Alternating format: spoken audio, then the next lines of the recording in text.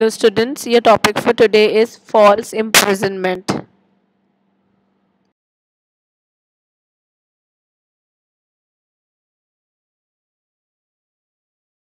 So when you talk about false imprisonment, imprisonment can be defined it as an act of causing unlawful confinement of one person by some other another person.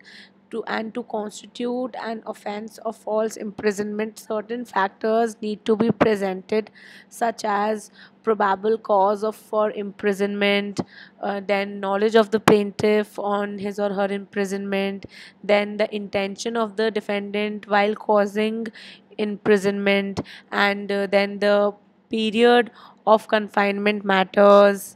So there can be cases where any private individual or a police officer or any other public authority may falsely imprison any person, and for the act of imprisonment to occur, it is not compulsory that imprisoned person should be put behind bars.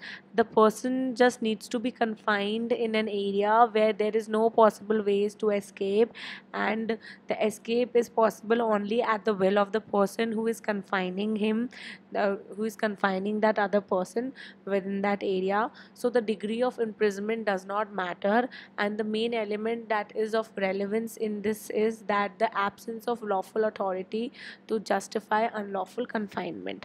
So as every other tort, false imprisonment also has a defense. So the defenses that are available for false imprisonment are consent of the plaintiff, then voluntary assumption of the risk, then probable cause, then contributory negligence. So the defense of probable cause and consent of the plaintiff are complete defenses, and while the defense of the contributory negligence can be used for mitigation of damages only. So there are also incidents of false arrest, and it is also a form of false imprisonment. It is a kind of arrest where an individual is confined by the police officer or a private person without any unlawful authority. So false imprisonment and false arrest are nearly indistinguishable except for the terminology used for these offenses. These both offenses have been held by the courts as a single tort.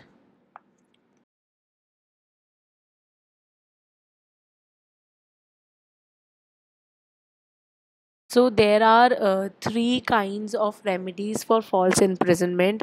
The first is damages, the second is habeas corpus, and the third is self-help.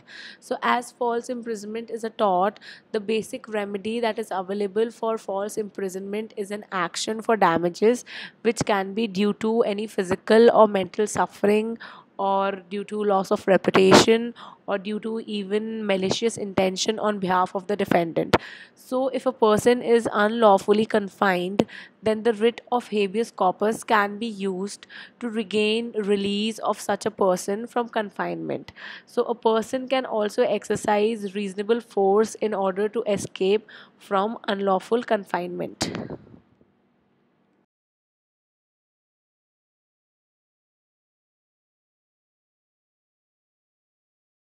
Now, the constituents of false imprisonment is, the first constituent is period of confinement. So, an action for false imprisonment will always lie if all the requirements of the torts are satisfied.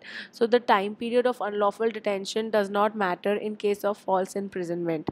Confinement for a very short period, even if it is for 15 minutes, is sufficient to impose liability of false imprisonment on the confiner. So, the time period of confinement is generally of relevance only if the estimation of the damages and not of the liability. Then the intention factor is there. So, the tort of false imprisonment must contain the element of intent also. A person cannot be held liable for the tort of a false imprisonment unless the act performed is for the purpose of imposing confinement. He can also be held liable if the act is done with the knowledge that the confinement to a substantial certainty will result from the act. So, the intent to confine is the necessary intent for the purpose of false imprisonment.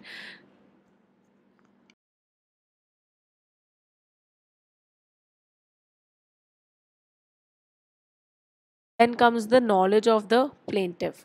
So there is no requirement that the plaintiff had knowledge of the imprisonment. If the person alleging false imprisonment was unaware of the restraint on his freedom at the time of his confinement, then too he can be awarded damages. And this can be supported by citing the example of famous case of Mehring versus Garheim White Aviation Company, where a man was persuaded by work police to remain in the office. So the man was unaware that if he had tried to leave, then he would be prevented from doing so. So the man successfully recovered damages for false imprisonment. In another case of Herring versus Boyle, an action brought by a schoolboy against his headmaster for being detained in the school during the holidays, it was stated by the plaintiff that he was confined because his parents had not paid the fees. So the action brought to the court failed, and the court held that actual knowledge of the detention is not a necessary element of false imprisonment, but to prove of a total restraint of liberty is sufficient. So this clears this that the point of forced imprisonment and knowledge of the plaintiff about such an imprisonment. But what if there is a situation where the plaintiff is inside a room or a building, and the defendant decides that if the plaintiff comes out of the room or the building, then the defendant would try to stop him from escaping. So the plaintiff does not get out of the building, and the defendant has yet not stopped him. So has the defendant imprisoned the plaintiff? Answer to this might come to one's mind would definitely be no. So the thought that the defendant did not confine anyone, and so he cannot be confined just for his mental state of thoughts might arise.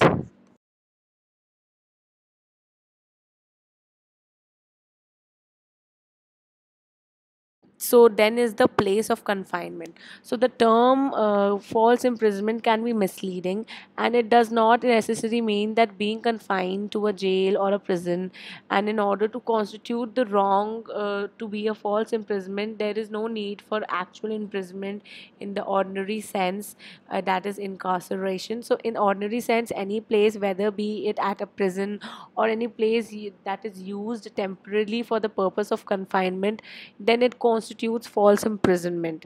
So the deprivation of a plaintiff's liberty should be complete, and in order to constitute imprisonment, that is, there must be a boundary drawn on every side of him beyond which he cannot pass. The boundary can be either narrow or broad, but it must be definite and complete. And to prevent the plaintiff from going in certain directions is not imprisonment. If the person is free to go in other directions, then there will be in no action for false imprisonment. And if a person induces another to put himself or herself in a place which is impossible to leave without assistance from such a person, and then by words or by other conducts, then the person refuses to give such assistance with the intent of detaining the other, is an act that is sufficient to commit wrongful confinement and to make such person liable. So in a famous case of Bird versus Jones, a public way was blocked due to an enclosure that was created by the defendants for the purpose of viewing a boat race. So the plaintiff is in an attempt to use the way entered the enclosure of the defendant, and the defendant stopped the plaintiff from walking through the enclosure. They instructed him to go back and use some other route to reach the destination. So the plaintiff refused to leave and stayed for half an hour in the enclosure. The plaintiff sued the defendant for the offense of committing false imprisonment, and the claim was rejected. So the court stated that the defendant had not done nothing that completely restricted the plaintiff freedom of movement. So the plaintiff was free to leave the enclosure and find any different route for getting to the place where he wanted to. Hence, they cannot be charged with false imprisonment.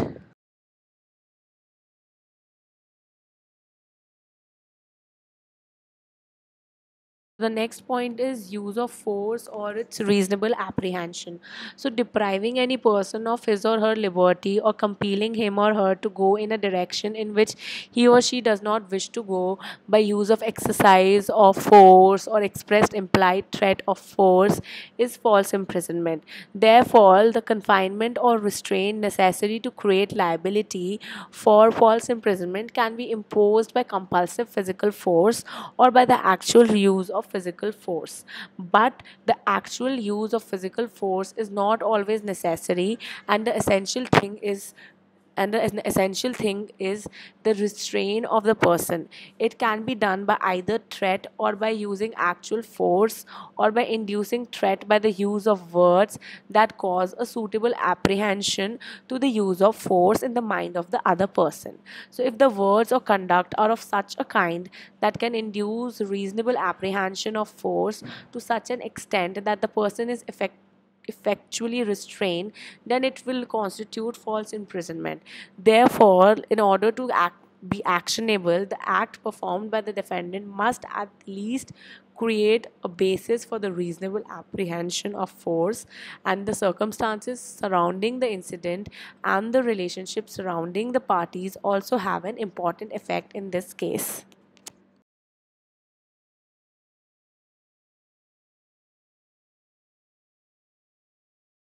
So now comes the defenses. The first defense is the consent. So a liberty is an inalienable prerogative of which no one may divest himself.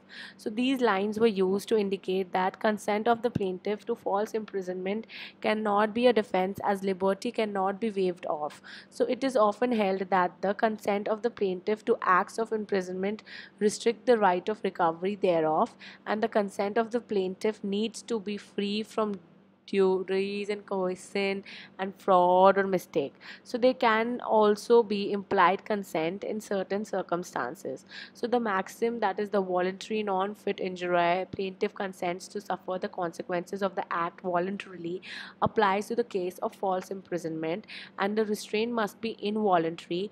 There is no act of false imprisonment if the plaintiff agrees of his or her free choice to act in compliance with the request of the defendant, and one who enters the territory of property of others upon condition that involves some restrictions on his liberty cannot complain of false imprisonment.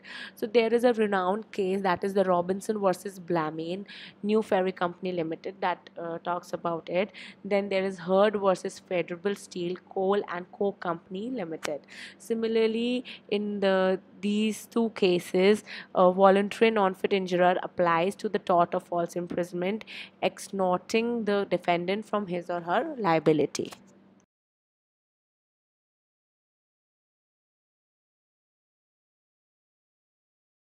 Now, the second kind of defense is uh, contributory negligence. So, though the negligence of the plaintiff can restrain the recovery for the wrong of false imprisonment, but the negligence of the plaintiff cannot be a defense for false imprisonment.